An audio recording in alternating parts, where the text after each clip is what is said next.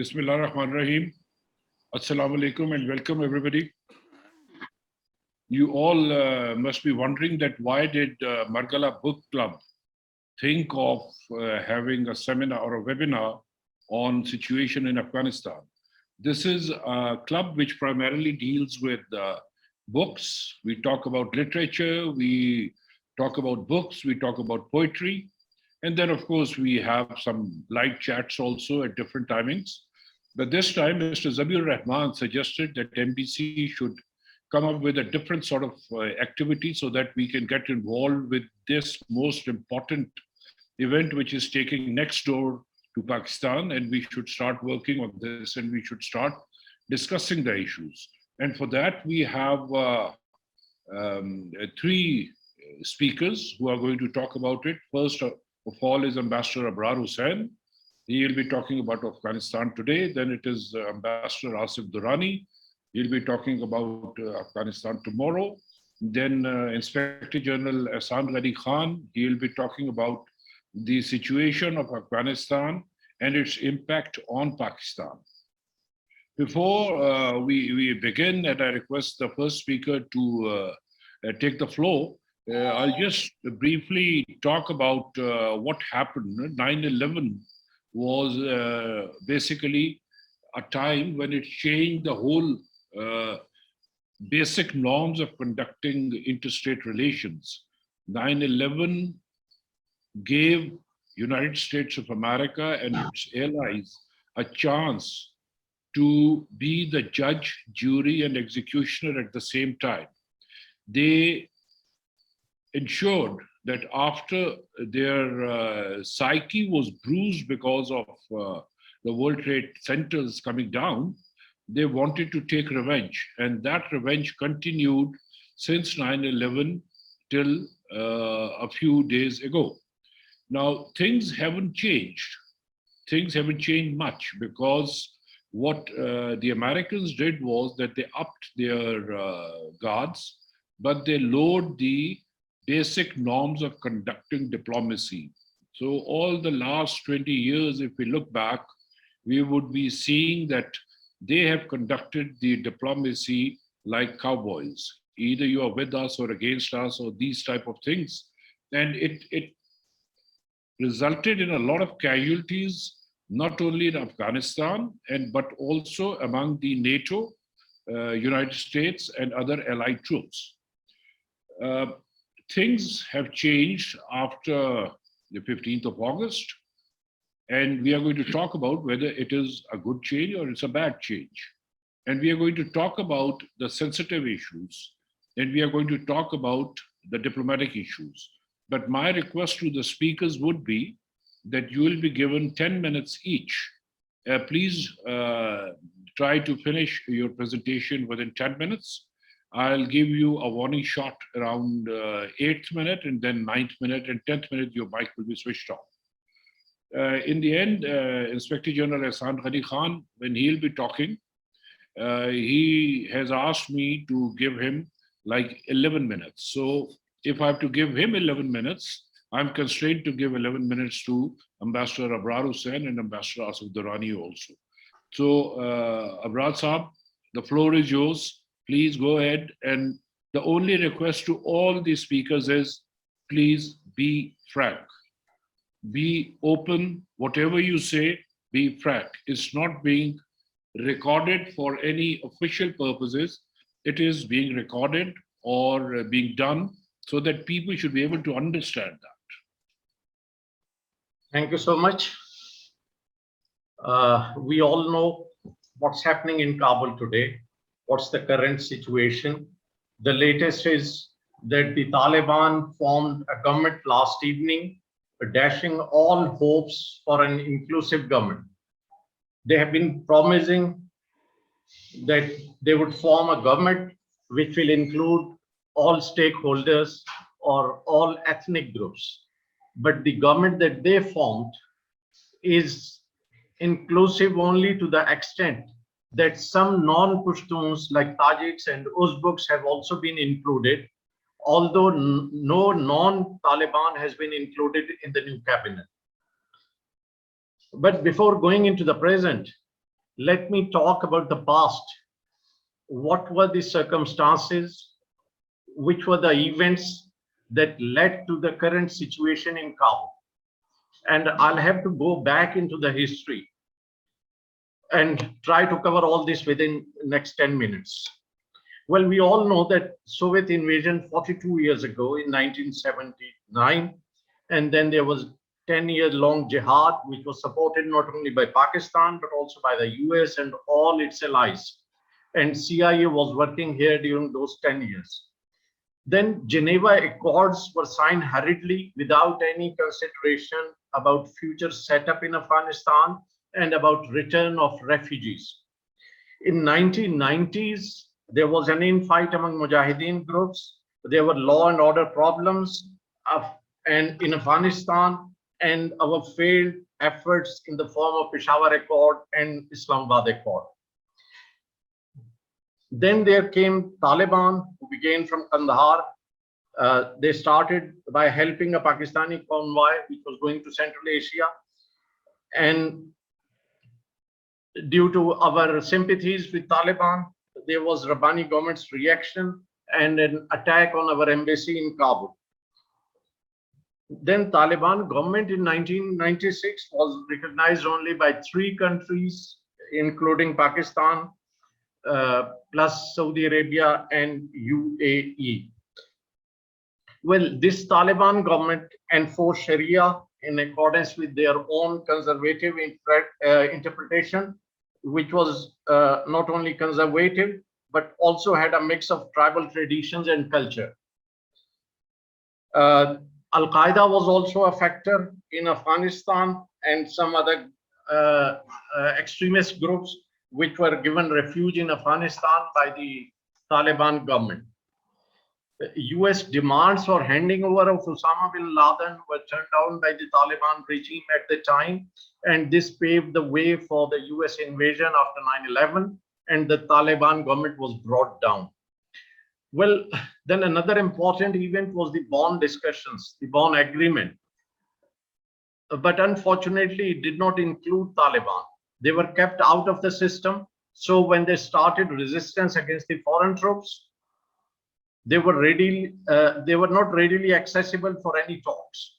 And even when they were available after 2010, they refused to talk to the Afghan government and wanted direct negotiations with the US.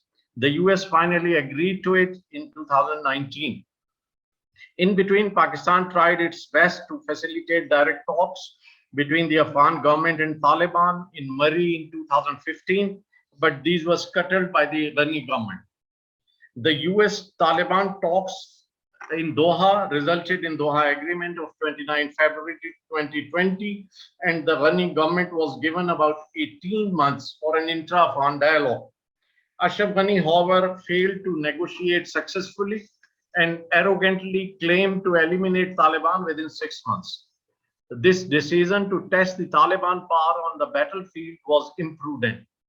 It was improper and unwise to think that the US troops would be there to support Ghani government indefinitely. So a number of causes were responsible for the current situation in Kabul.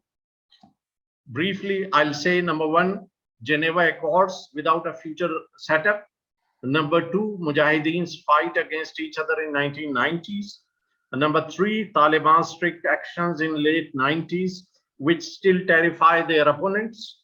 Number 4, Ashraf Ghani's imprudent decisions to oppose Pakistani efforts for peace, his reluctance to form an interim government, and his desire to test Taliban power on battlefield.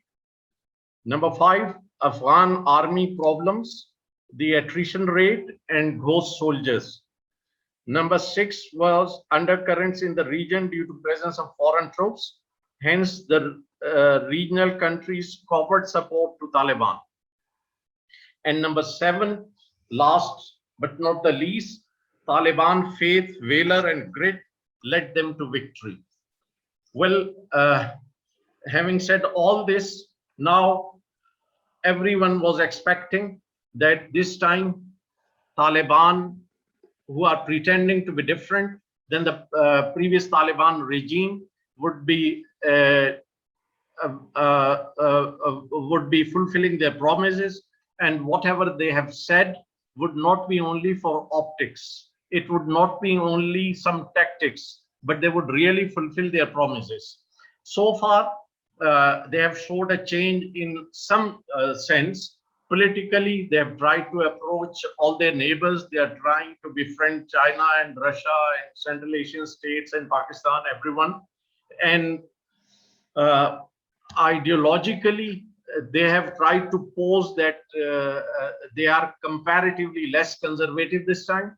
They have allowed women to go to schools and colleges. They have allowed them to work in hospitals, and they have promised that women will be allowed to take part in politics.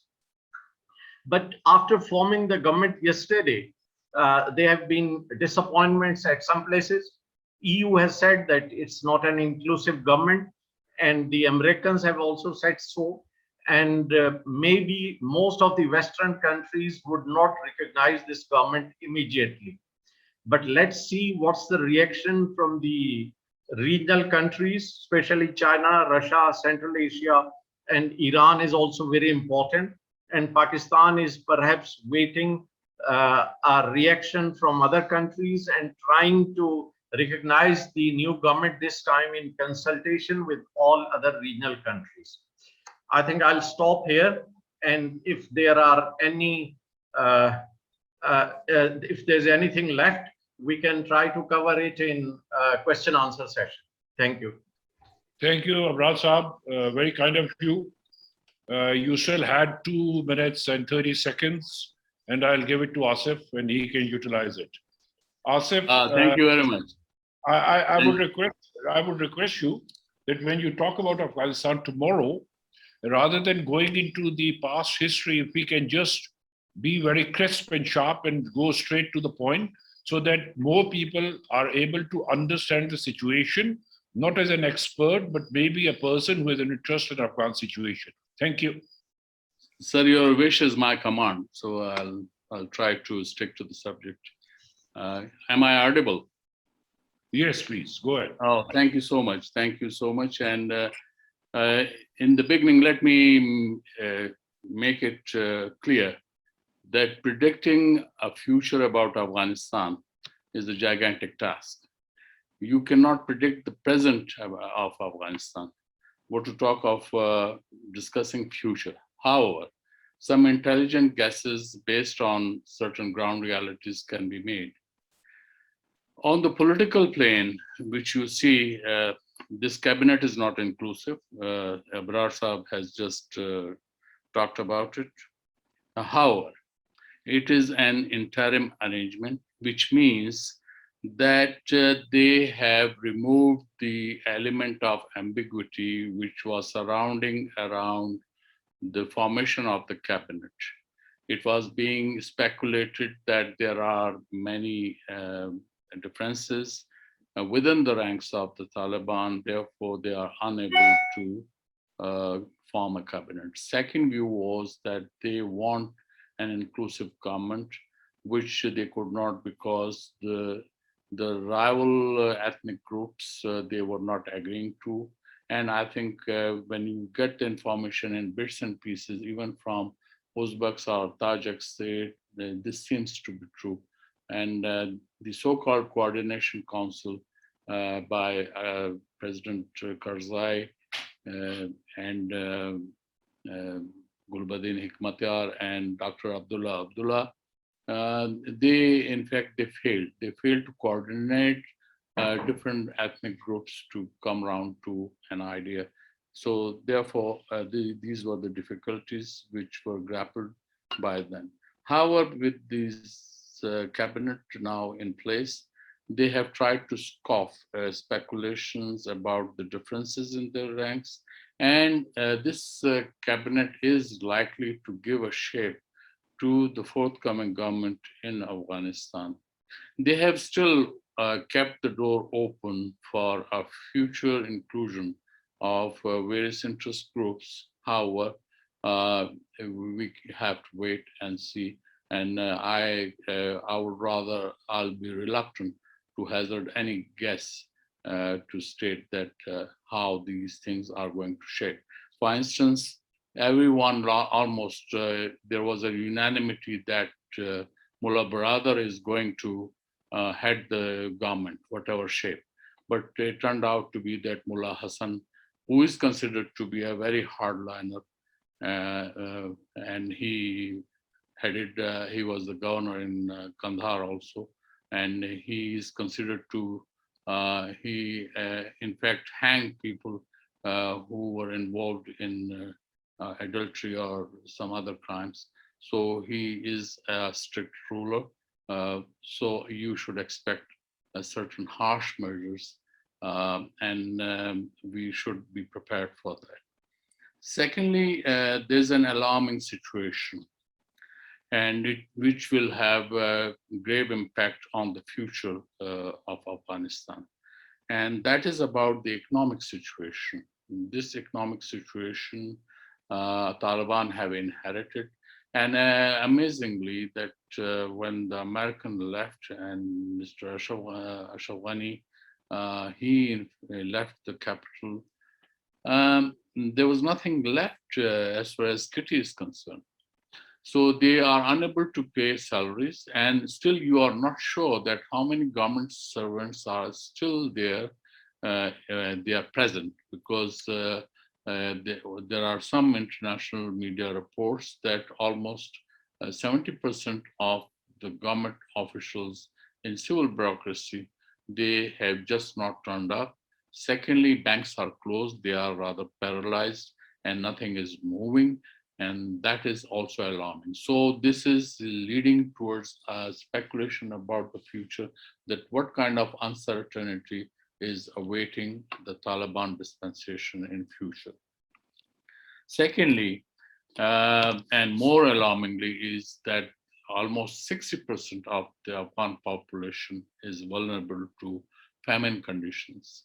And this is going to be, it would have grave implications, primarily if people don't get food or health facilities in their vicinity, they are going to migrate. And this migration, if you look at the 60% statistics, if those are correct, even half of it, if people start migrating, so they'll migrate to those pastures which they think are greener.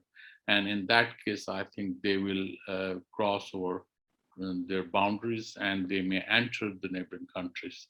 And Pakistan is the most likely destination, because historically Pakistan has given access to the Afghans, which was unprecedented and which was not available to the Afghans anywhere in their neighborhood.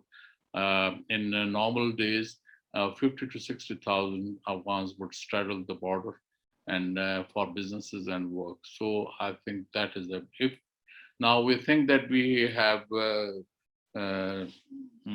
made strict arrangements along the borders and people would not be allowed. In case this mass migration starts, in that case, I think it would become a scandal if we block them. And mind you, if the population statistics about Afghanistan are correct, if Afghanistan's population is 40 million, and even 10% outward, that would mean, I think, 800,000 to 1 million people will be crossing over to Pakistan. So just you can imagine, and I don't think that our infrastructure is ready to cater for those emergencies. So this is my worry, and we have to look at it.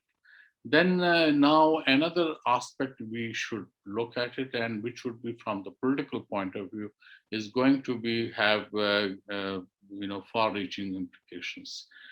You have seen that Panjshir Valley has fallen, or Panjshir province has fallen, and while the operations were Ambassador on. Ambassador Asif, you have 2 more minutes, please. Thank you. Sorry? You have 2 more minutes. Have I passed 10 minutes? Yeah. No, I'm sure. Okay, so I think then demonstrations are a very alarming situation, because when in Panjshir, Pakistan was accused of using air asset, which was totally fake and wrong, but this is the perception, and international media picked up that. And then yesterday, they demonstrated against Pakistan. They were when Panjshir Valley fell, and they accused Pakistan for that. This is a pretext, I think, that subsequently, if Taliban would not take any measures or harsh measures, then they are going to accuse the Taliban also. And so right now they are testing the waters, and perhaps they would push the envelope. On the economic front, immediately what is needed is that you have to revive the banking system. Pakistan can do is that Pakistan can immediately render banking support or give close to $2 billion of imports substitution, which is possible through our banking system. Secondly, we can go for almost immediate assistance, humanitarian assistance, which Pakistan should deliver to Afghanistan without delay. And second is we can also come up with, since Afghanistan's economy has been informal, so I think there are ways which we can do through barter trade and other measures. Iran has already started giving oil to Afghanistan. So there's a possibility. But in order to avert further crisis, Taliban will have to, in fact, pay the salary of former Afghan National Army people, because otherwise there'll be a sitting bomb, there'll be a ticking bomb, and they can, if they don't have anything to eat, they will turn their guns against the Taliban. And Taliban are already stretched too thin. It was different thing that when they were launching attacks as opposition. But now as a government, they have the responsibility and they'll have to ensure the law and order. So in future prediction, I think the future is, for the time being, is bleak. But yes, at the regional level, if Taliban get the recognition, then possibilities are that Taliban would get the traction, and then I think investments would come, and China would also, I think, chip in. I stop here, and then I will be ready to answer any questions. I hope it is within 10 minutes. Thank you so much. Thank you, Ambassador Durrani. We have heard something like the immediate dangers which Afghanistan is going to face, or the challenges which not only Afghanistan but the neighbors are also going to face.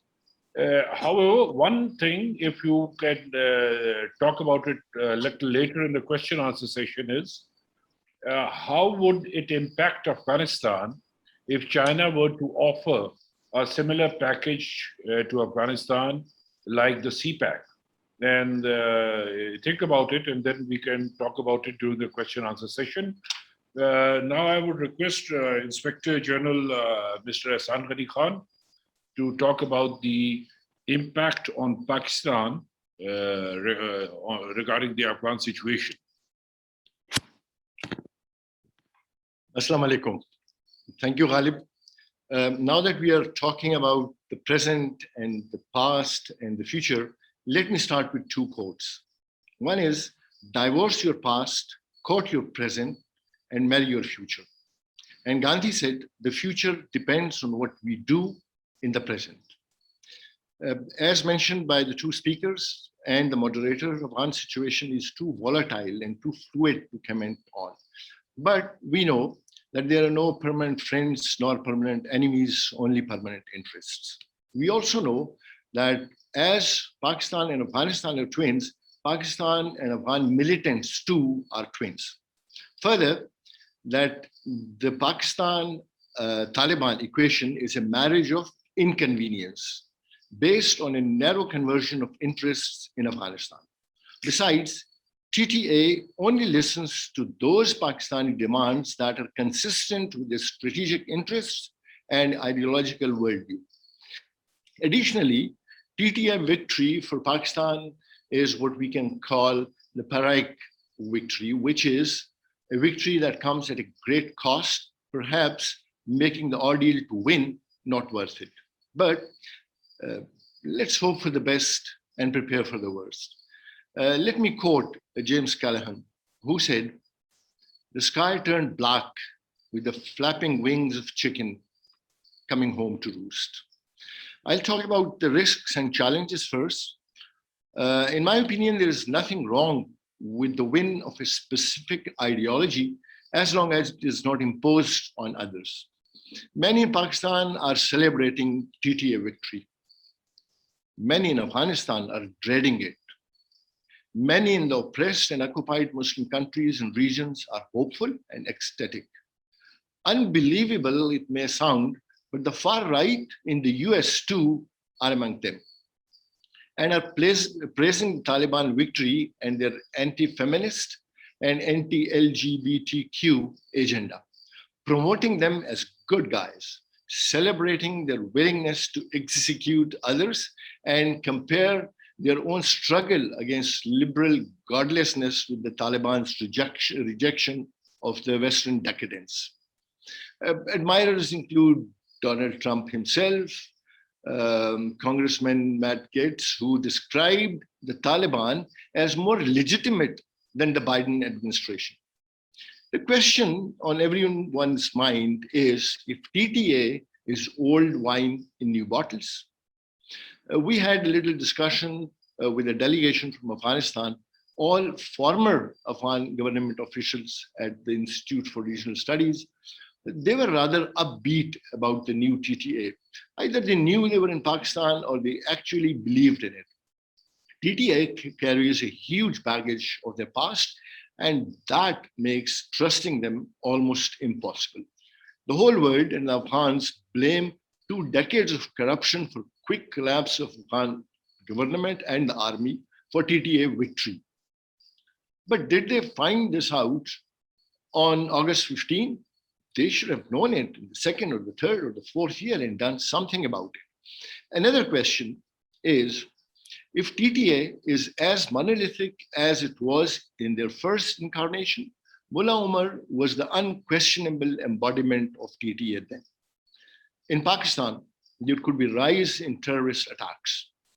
These could be TTA-led if the war machine that TTA is does not shift to governance soon. There could be unrest on the streets, food shortages, and they'll blame others and find enemies. And what better enemies than us? There could be attacks inspired by this success, by TTA splinters even, not exactly yet because of victory euphoria, but one can never tell. These could be TTP-led, now a revived, unified, and galvanized organization. For the Afghanistan-based TTP, in case of pressure from TTA, they could join ISK. Same with the Afghan National Defense Forces. If they're not included in the process, they could join ISK. The hardline religious parties in Pakistan could again start the narrative of the state, society, and religion. Al-Qaeda and Daesh, especially Daesh, if hunted by TTA, could take shelter in the newly merged districts of Pakistan and the cities. There are sleeper cells, there are self-radicalized, there are lone wolves, and there is a Molotov cocktail of international organizations and individuals flocking Afghanistan to be part of the action. Not to forget the regional and international proxies. Will India try to rescue its sinking relevance by investing more to safeguard their $3 billion investment? There could be a rise in extremism, tangible interference by TTA itself, unlikely now, but can't be ruled out. Intangible inspiration from TTA, worsening security and law and order situation due to the above two could encourage subnational movements. In Balochistan, say, for example, with CPEC in Balochistan, it could mean something very, very serious. There could be a rise in organized crime, which would affect the already strained economy of Pakistan and would increase the perennial political instability in Pakistan. There could be refugees and drugs and weapons and even sanctions. If TTA does not adhere to the Doha Agreement or to other international limitations, and the West could start scapegoating Pakistan. There are opportunities. For a moment, we have a friendly government in Afghanistan. If TTA can bring peace and stability, there could be peace dividends for the region. That may help economy, Afghanistan-Pakistan trade, a revival of the many regional entities, including Heart of Asia Istanbul process, with 15 participating and 17 supporting countries, with Afghanistan at its center. The US is being replaced by... Excuse me, Inspector General, you have 2 more minutes. Good enough. US is being replaced by China and Russia. My one advice to Akhundzada Hebatullah would be an Albanian proverb which says, if you invite one wolf, the whole pack will follow. US have been better paymasters, but had limited focus, cut and run. China knows that if you can't beat them, buy them. So CPEC and OBOR, recommendations to the policymakers like Corona, the pandemic of Pakistani leadership is foot in the mouth. There should be a complete lockdown on the numerous spokesperson. Keep implications of what we say with respect to FATF and sanctions in mind. FATF TTP stationed in Afghanistan, what would happen? Would they be allowed to operate as they were? Bilateral ties will influence security, political, economic dynamics in the medium to long term. A positive relation with Pakistan would go a long way in fostering stability and development, given the deeply held grievances on both sides, compounded by the ongoing conflict, does not augur well for Pakistan. Afghanistan, Pakistan governments and people must utilize commonalities between the two nations to trust building. Let military focus on the tactical CT and political leadership on the strategic CT. Own the National Action Plan, not by some secretariat, by the Prime Minister, revisit, revive, and implement it. For intelligence agencies and law enforcement and military, intelligence agencies, provincial special branches should get back to their core work of countering terrorism. Police should be ready for attacks, start filling the gaps, get your units in shape. And media, I think, should stop glorifying terrorists and terrorism. Thank you. Thank you, Inspector General. I'm sure all of you would agree that the 3 presentations have given birth to more questions rather than understanding the issue. It hasn't confused us. It has given us something new to think about. Ambassador Abrar Hussain, when he was talking about, he mentioned 7 very important points. Ambassador Durrani, although he talked about the interim cabinet and the harsh measures expected by the cabinet, he also gave us the exact economic situation, which is not only alarming, but I think is going to spill over to the neighboring countries also. And demonstrations are also to test waters, that Ambassador Durrani said. But I believe that the situation at the moment, what we see after the formation of the interim government is that people feel pacified, not general public, but the capitals around Afghanistan. People who are living over there, they feel pacified, okay, there is a group we can talk to. Will this government be the final government? Will this government be forming a cabinet which is going to deal with the world like that?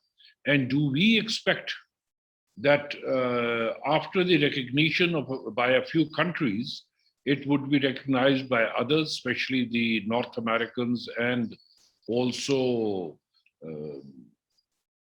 the European countries?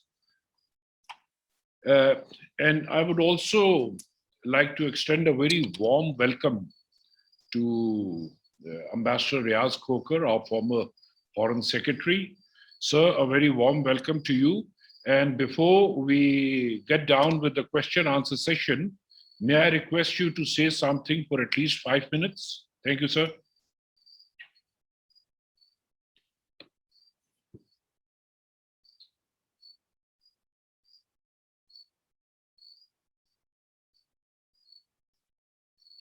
Sir, Ambassador Riaz Khokhar.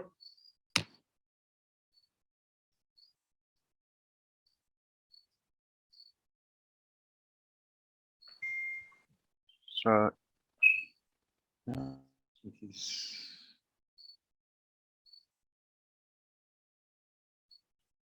I think we'll request Khokhar Saab to talk about the subject once he joins in. It's time for the question answer.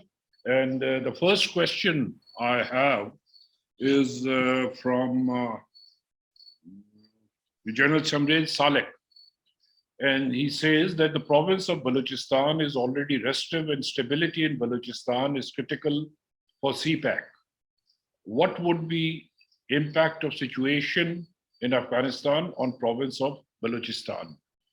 Inspector General, if you could please answer that question. Who could answer this question better than Samrez Malik? But anyway, I'll try. If we look at the profiles of and the outreach of the sub-nationalist movements in Afghanistan, in Balochistan, there has been a rise in attacks. The attacks from just soft targets inside Balochistan have shifted to attacks in Karachi and other places. But I think with the evolving situation in Afghanistan, if TTA can stop the actions on that side, it could mean, could have a positive impact.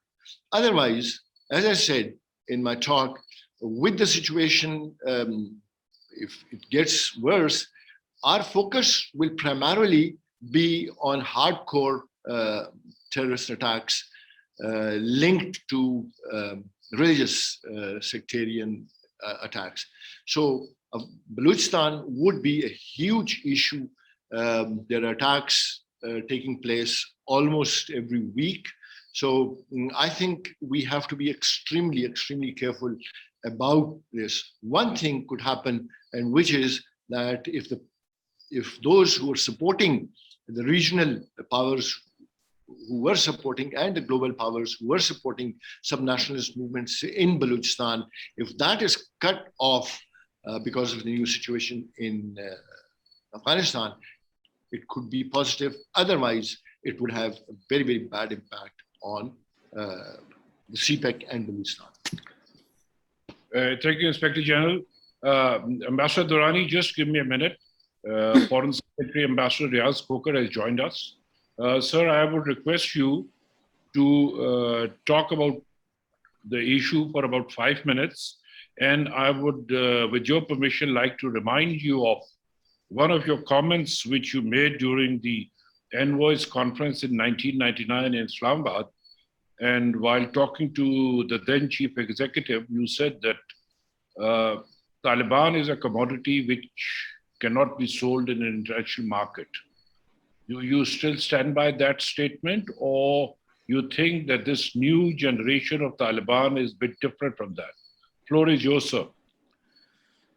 Thank you, Iqbal. Very kind of you to invite me. I had the pleasure of hearing Ehsan Bhai, but unfortunately, I missed the presentation of my two young, brilliant colleagues.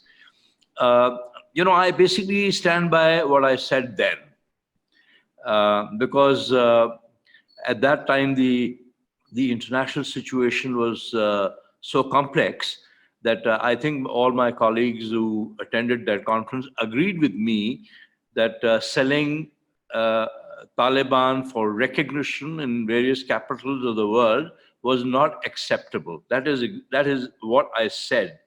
And I think at that time, at that point of time, I was right. Now, of course, the situation is completely changed. But you know, for us, I heard Ehsan Bhai refer to all the complex issues that we are likely to face, the good ones and the bad points. But at the same time, I really want to focus on 2 points. One, what are the spoilers, the external spoilers likely to do in Afghanistan and against Pakistan? as you know, yesterday or today, there was news that Doval has met and the CIA chief as well as the NSA of Russia. I don't know where this meetings took place, but anyway, it's on the news. Secondly, what India is pushing at the moment, and if you listen to all the, of course, first of all, they're in a state of shock and awe, but at the same time, what they are pushing is India has options in stimulating the Pashtunistan movement. This is what they are saying. Only this about an hour ago, I heard a conversation with what is her name, that and Vijay, the Indian Joint Secretary who used to be dealing with AFPAC as Afghanistan and Pakistan, and also was ambassador to Afghanistan. He very clearly said that our real option is to explore the prospects of stimulating the Pashtunistan movement.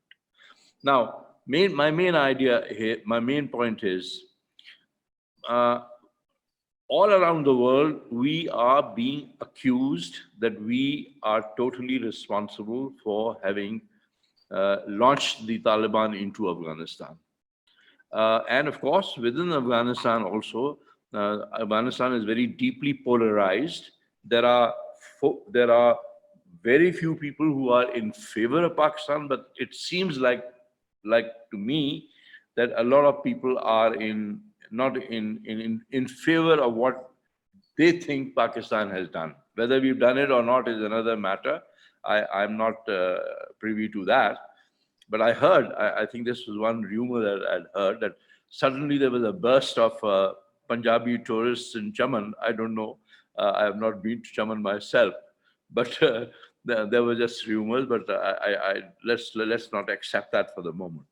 The second point is that the US is not happy what has happened. They have thanked us probably for helping them out in the evacuation of people, but on the higher policy level, and from the vibes that you're getting, not only from the media as well as the think tanks, as well as statements being made by officials, maybe off the cuff, they're all very negative. So I am actually concerned about that. Finally, I would say that those who are now talking, there are some policy wonks in Pakistan who are now talking about opening the doors to India. I'm sorry, I'm not in favor of that, because that will really complicate the situation. But secondly, India has not responded to any of our overtures, not a single overture, ever since we talked about what we call, the sort of dialogue, the famous dialogue that took place in March, where some very important people made some rather important points, like forgetting history. I mean, how do you forget history? I don't know. I'm not a specialist on that. So, but I don't know how one can forget the history of our relationship with India. The question now is we have to be extremely careful. And last point, a new strategic game is going to be on. In fact, the canvas of the great game has become much bigger, much more complicated, mainly because of the prospects of China-US relationship. That is likely to dictate the situation in Eurasia. Americans are out at the moment. They're only now present in some of the Gulf countries, and they are present in South Korea. But from the mainland Eurasia, United States is out. But this game is not going to end now. It's going to get far more complicated. And for Pakistan, the implications are very serious. And I think I'd be very happy to answer any questions. Thank you. Thank you, sir. Ambassador Durrani, you wanted to say something? Yes, regarding Balochistan, there was a question. And I can say that Taliban, I tend to agree with what IG had said, Ehsan Ghani had said. We have to be careful. This is right now, Indians are likely, perhaps we may be euphoric that India is out of Afghanistan. But they were present for 20 years and they have made their assets in Afghanistan. And those assets actually would be doing their actions. That's why, while right now Indians are out of Afghanistan, but you see increase in number of operations in Balochistan. And this is something we have to ponder over, and we have to see why it is happening. And my guess is that they have, I think their assets are elsewhere, not no more in Afghanistan, and they are going to be there. And they will instigate. So in a way, they are likely to produce, to prove our point wrong, that Indians were using Afghan territory, because they have already made their assets and they'll be using them in future. This is what I wanted to underline. Thank you. Thank you. Now we are going to have a question answer session. And the first question is from Khushbu Gauri. The question is, how do you see the recent visits of ISI chief to Kabul and how it will impact on the Pakistan's narrative about Taliban for last 20 years? May I request Ambassador Abrar Hussain to respond to the question, please?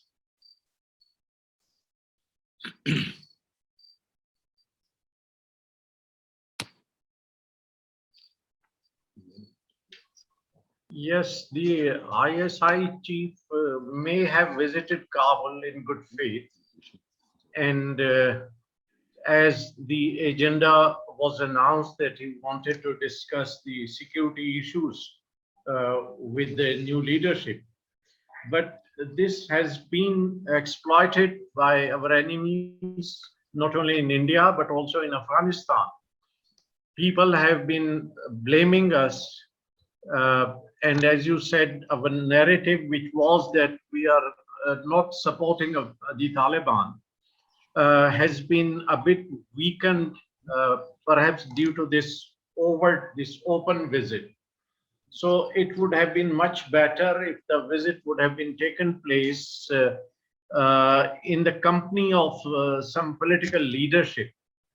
But now that it has been done, the only thing we can do is the damage control and try to tell the world that he was there to discuss the security issues and not to involve Pakistan into Afghanistan's internal affairs.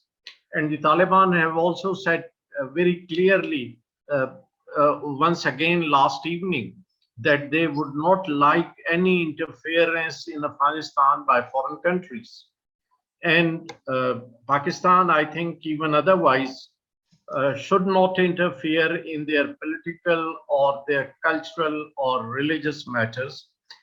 And we should try to look into our own interests. For example, if our interest is that there should be peace in Afghanistan, if Pakistan's interest is that Afghan soil should not be used against us, so such national interests should be looked after, yes. But then at the same time, we have to be very, very careful, because the whole world is watching us and we cannot afford to have any more Pakistan bashing. Thank you.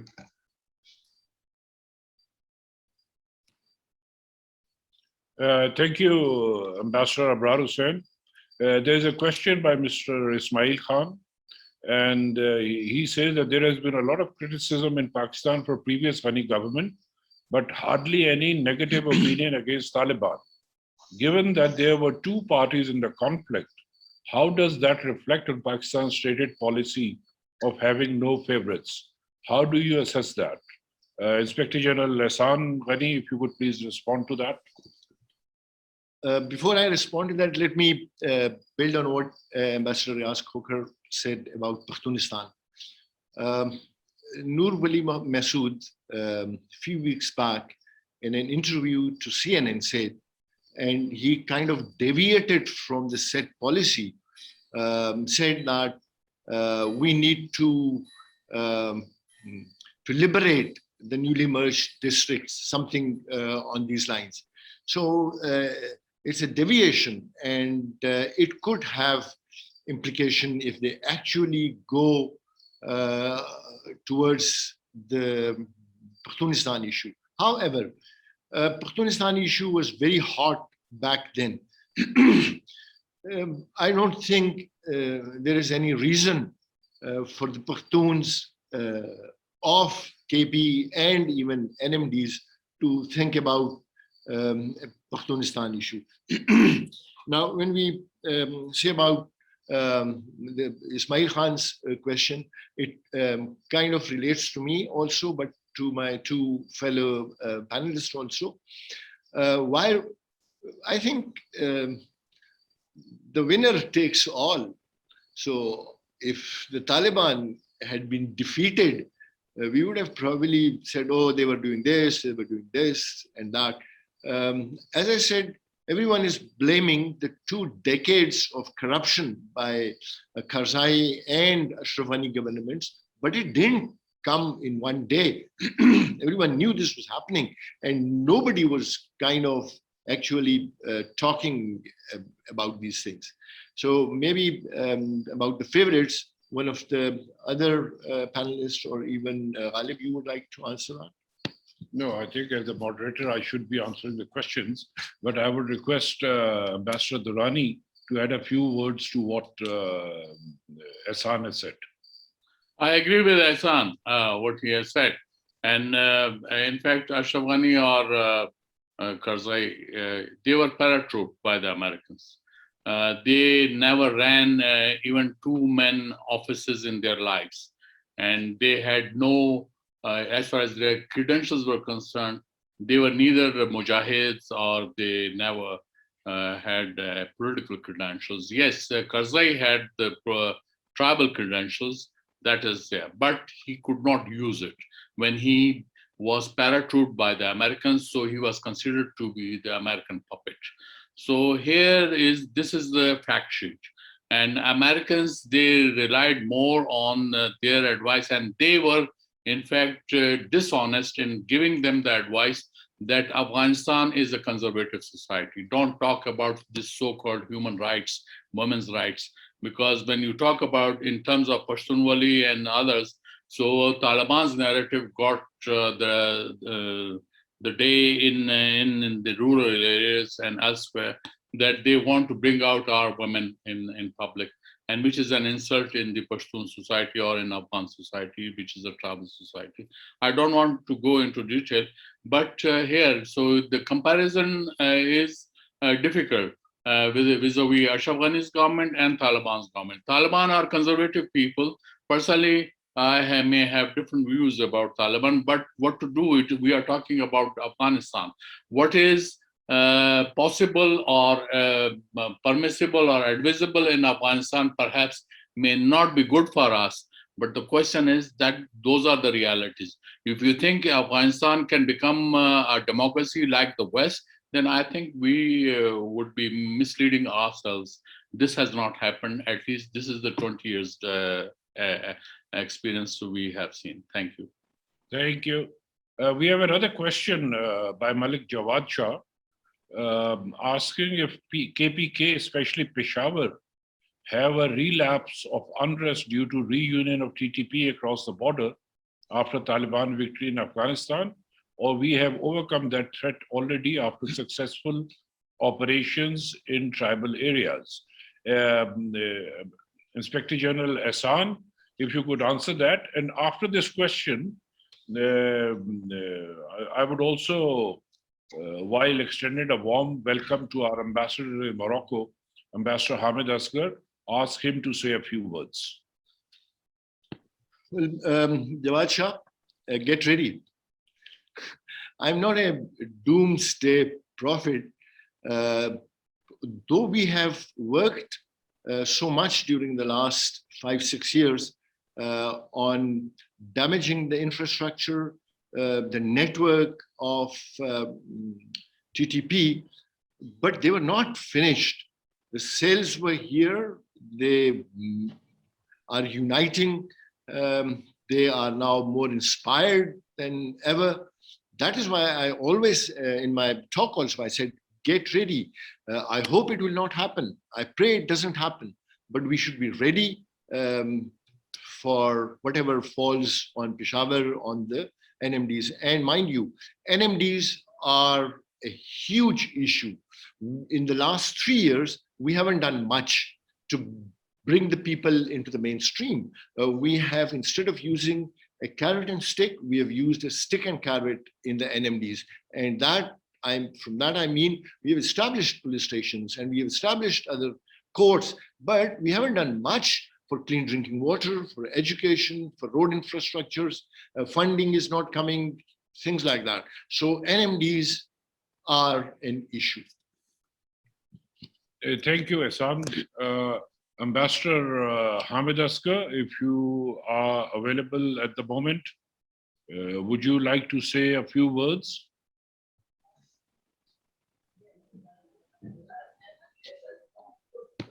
Sir, Hamid sir is not there. He's not there. So then we move to the next question. It is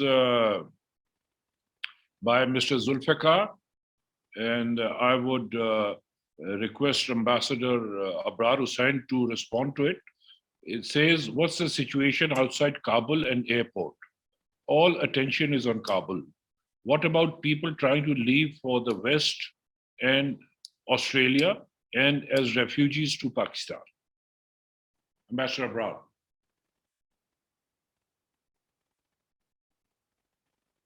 Sir, please unmute each. There seem to be more than one questions. Well, the situation outside Kabul, we have already heard about it. I mean, Taliban first captured the surrounding areas and then entered Kabul, and they have a control all over Afghanistan. The only remaining part was Panjshir, which has been almost captured. Taliban have claimed fall of Panjshir, although the resistance movement of Ahmad Shah Massoud is denying it, and they are saying that in some parts, perhaps the fight is going on, but the reality is that Ahmad Shah Massoud and Amrullah Saleh have already fled, and Ahmad Shah Massoud is reportedly reached perhaps France now after Tajikistan, and Amrullah Saleh has reached Tajikistan. So that story is almost over. And all other surrounding areas, which means all other provinces of Afghanistan, are in control. So that's not the problem. But then the refugee issue and why people are fleeing and trying to go out of Afghanistan is perhaps because of the uncertainty of what the future government is going to do, how harsh or how severe laws they are going to impose, how they are going to interpret Sharia law, which they say they would be going to impose. So because of all these uncertainties, and especially economic uncertainties, people are trying to flee Afghanistan. And some of them, yes, not many of them maybe, trying to come to Pakistan. But right now, Taliban are trying to stop people from fleeing because they are thinking that there would be a brain drain and all skilled people may leave Afghanistan sooner than later. So at one hand, they are asking people that they should have trust in them, and they are not going to take any revenge. They are not going to create problems for people. And on the other hand, they are asking the embassies also that please don't issue many visas to Afghans, which means if we have refugees on our border, we should try to plan how to control them, especially on Spin Boldak border, Chaman border, because on Torkham perhaps the control is much easier, but we have left open the Spin Boldak border and many Afghans are entering from that side. Thank you, Ambassador Abrar Hussain. We have the next question from a gentleman who hasn't written the name. So the question is that US and Britain recently communicated that they will not provide economic support to Afghan government, but will provide humanitarian support through NGOs. What's your comment on this? Ambassador Durrani, if you could please respond to that. Well, I think this is the normal way of interacting in any crisis situation. Say if US and UK don't recognize the Taliban regime, so they can then interact with them through NGOs. But I think most of the time it is going to be through the United Nations, because I don't think much international, many international INGOs are there in Afghanistan, except for ICRC, maybe these Reporters Without Borders and Doctors Without Borders. That is possible. But other NGOs, I don't know whether, I'm not sure because I don't have the information, but it is possible. And it also depends, I think Taliban have also had the interaction, as far as I know, with these INGOs. So there won't be any problem with that, at least for the time being, unless those INGOs or there are some of the officials who are in those INGOs, they behave suspiciously. Yes. Thank you, Ambassador Durrani. We have another question from Ambassador Tariq Zamir. He asks, who would be the spoilers in this case? Ambassador Riaz Khokhar, sir, if you are here, may I request you to respond to that?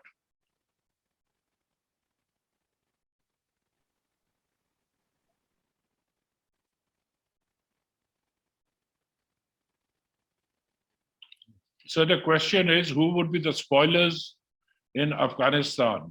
May I request you to respond to that, sir? Well, the spoilers are, basically going to be ISK, which is the Islamic State, the component of Daesh. I won't rule out TTP because according to the facts and figures, there are 6,000 of them. So where exactly are these 6,000 TTP people going to be absorbed? Thirdly, as you know, these various transnational organizations and terrorist groups, this is like a commonwealth. And there is a certain level of mobility among them. Today you are a Taliban, tomorrow you are in IS, or day after you are in Al-Qaeda. So I think there are plenty of spoilers who can create difficulties for Afghanistan itself. The most important point is, do the Taliban have the capacity and capability to deal with so many? There are thousands of them. I mean, it's not a question of a few hundred, it's a question of thousands of people who are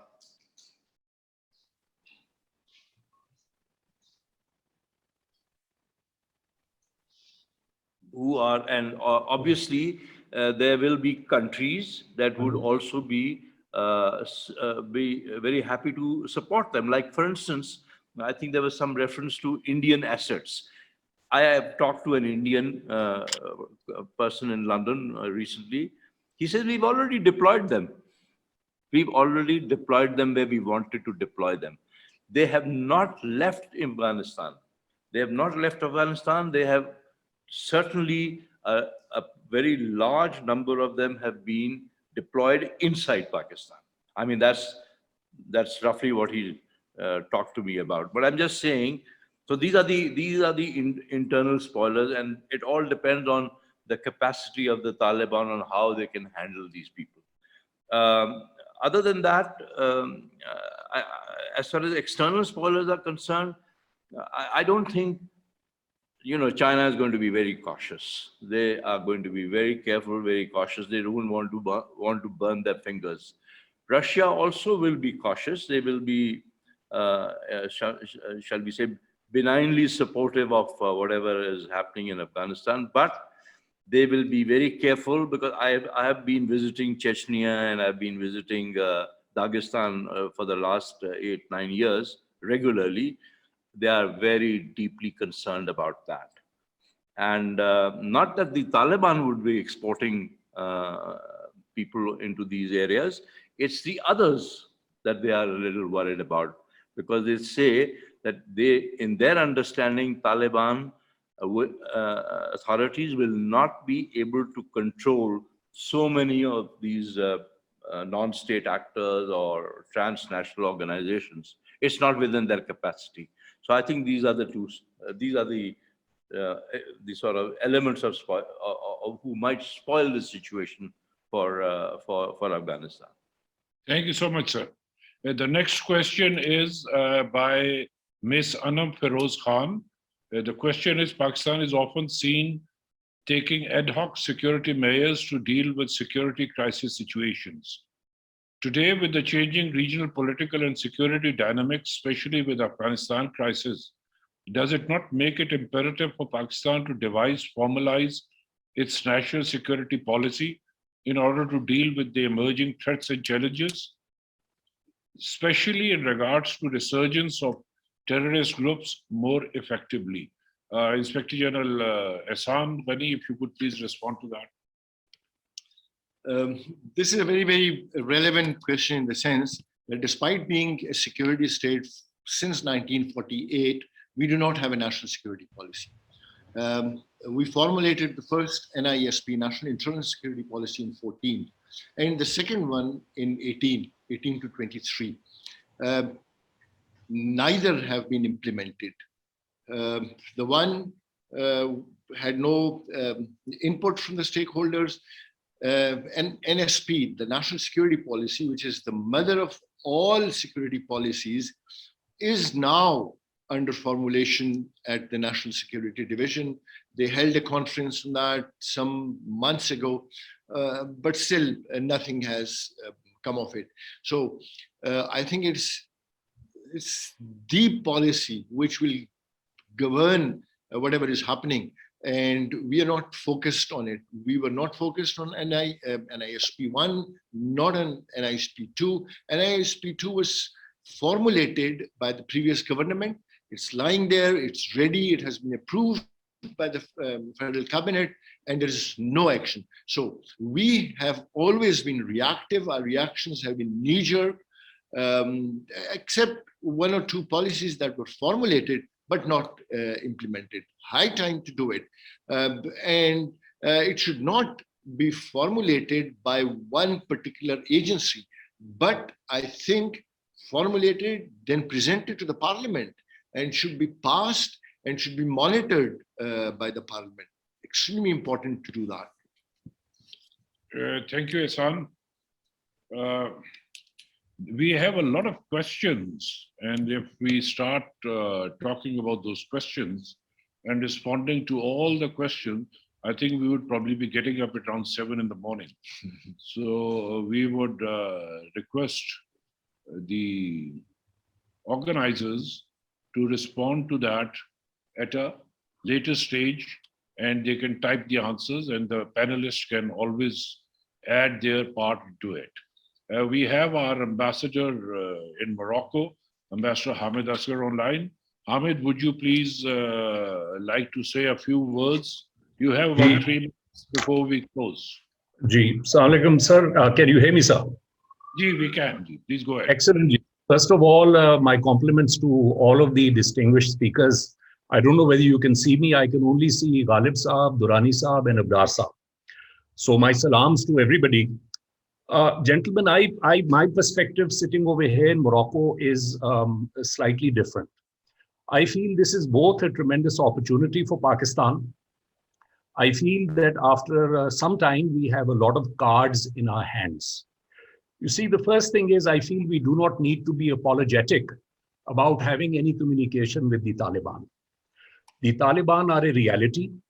We have seen that they have swept through their own country after 20 years of occupation. Obviously, it means that they do enjoy a degree of public support. It may not be unanimous. It is not unanimous. But there is a vast majority of people who were supporting their return to power. That is the first thing. The second thing is that Taliban are not just in touch with Pakistan. Taliban delegations have been received by Russia, by China, by Iran. And in fact, it is the United States which, in my humble estimation, gave them de facto legitimacy by formally engaging with them at the Doha process. It is also a fact that Mullah Brother was incarcerated in Pakistan and specifically freed by the government of Pakistan at a special request of the US government. As a part of their negotiations, they also freed 5,000 Taliban prisoners who were incarcerated. Now, for Pakistan or its agencies or its government or its military not to have any connectivity with the Taliban, I find that to be a preposterous proposition. It is just like being a journalist and not having any sources. An intelligence agency worth its salt must be connected to the countries in its immediate region and the realistic powers which exist on the ground. Over the last 20 years, the Taliban have never controlled less than, I think, 35% of the territory of Afghanistan. So they are a reality. The opportunity for us, of course, is that we can play a great role with the regional countries. The important regional countries are partners such as China, Turkey, Iran, and of course, Russia. And I personally feel I would love to see something like the Islamabad process or the Islamabad dialogue beginning. And I'm very delighted to see that we have had our special envoy for Afghanistan has had a Zoom meeting. And yesterday, the Honorable Foreign Ministers also had a meeting with regional leaders. I think the center of gravity, if it is brought to Islamabad, because we are the most affected and we are the most close neighbor of Afghanistan. I think we can play the role of a bridge and we can effectively communicate the concerns of the globe to the Taliban, and also the requirements of the Taliban can be communicated to the globe. Because there is no doubt that they are going to require assistance, they are going to require aid, they are going to require help, and that can only come from the global community. The Afghanistan problem, in my estimation, is a global problem.